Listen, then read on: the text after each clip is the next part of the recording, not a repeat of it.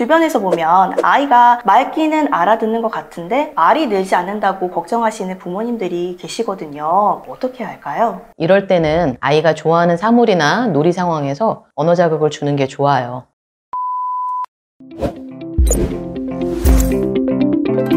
감통백과 TV.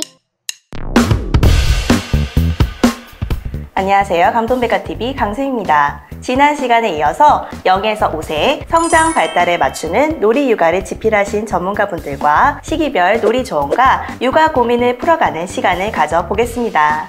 부모님들이 많이 궁금해하는 질문들로 이야기를 나눠보도록 해요. 우선 요즘 맞벌이 부모님들이 많아서 조부모님들이나 부모님이 아이를 키워주시는 경우가 참 많잖아요. 부모가 시간이 부족해서 아이와 애착 형성을 잘 못하는 건 아닌지 걱정인 분들이 참 많으실 것 같아요. 그런 분들을 위해 한 말씀 부탁드립니다. 함께하는 시간이 지나치게 적으면 애착 형성이 어려울 수 있습니다. 그렇지만 시간이 많아진다고 해서 모두가 안정 애착을 형성하는 것은 아니에요. 결국에는 짧은 시간이라도 질적으로 얼마나 좋은 상호작용을 하느냐가 중요합니다.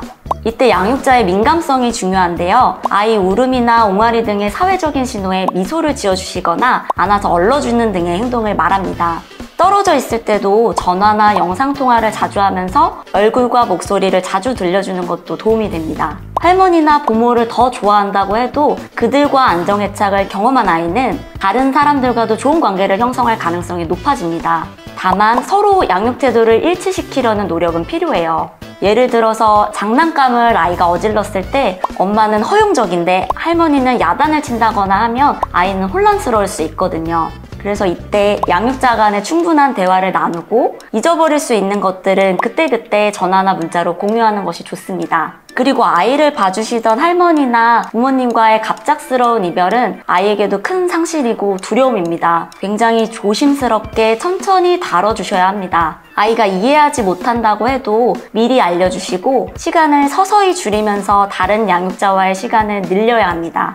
감통백과 TV. 감각통합 영역에서 부모님들이 저에게 많이 하는 질문 중 하나를 소개해드리자면요. 우리 아이가 손과 장난감을 많이 빠는 아이인데 오감놀이를 해주고 싶어도 물감이나 재료를 입에 넣을까봐 걱정이 돼서 어떻게 놀아줘야 될지 궁금해하시는 분들이 참 많았었어요. 우선 갓난아기는 무엇이든지 입으로 가져가는 시기입니다. 심지어 자기 손과 발가락까지도 빨기도 하죠. 이 행동은 자기 몸과 환경을 탐색해보는 자연스러운 과정이기 때문에 아기 때부터 더럽다고 억지로 못하게 하시면 안 됩니다. 이 행동은 아기가 점점 자라면서 빈도수는 조금씩 줄어들고 무조건 입으로 빠는 대신 손이나 손가락을 사용해서 사물을 조작하게 됩니다. 이 시기를 구강기라고 해요. 구강기는 출생부터 약 1세 반까지라고 해요. 이 시기는 주로 빨고, 씹고, 깨무는 등 입, 입술, 혀, 잇몸과 같은 구강 주위의 자극으로부터 쾌감을 느끼면서 정서적으로, 신체적으로 발달하게 되죠.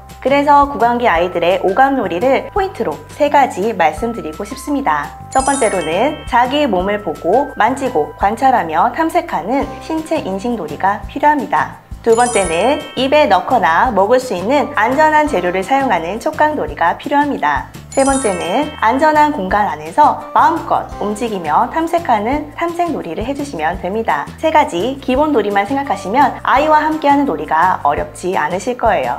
감통백과 TV. 주변에서 보면 아이가 말귀는 알아듣는 것 같은데 말이 늘지 않는다고 걱정하시는 부모님들이 계시거든요. 이럴 때는 어떻게 해야 할까요? 맞아요. 아이가 이해는 잘해서 상호작용을 하거나 제스처로 의사소통을 시도하는데 말로 표현하는 게 안 돼서 또 말이 더 늘지 않는다고 고민하시는 부모님들이 많으신 것 같아요. 이럴 때는 아이가 좋아하는 사물이나 놀이 상황에서 언어 자극을 주는 게 좋아요. 예를 들어서 좋아하는 간식을 먹을 때 엄마 부르거나 까까 빵 같이 먹고 싶은 것들을 들려주거나 말하는 것들을 모델링 해주세요. 아니면 줘, 아니 같은 상황에 맞는 기능적인 표현들을 모델링 해줄 수도 있고요. 이때 중요한 것은 아이가 해야 할 말을 짧고 명확하게 들려주는 거예요.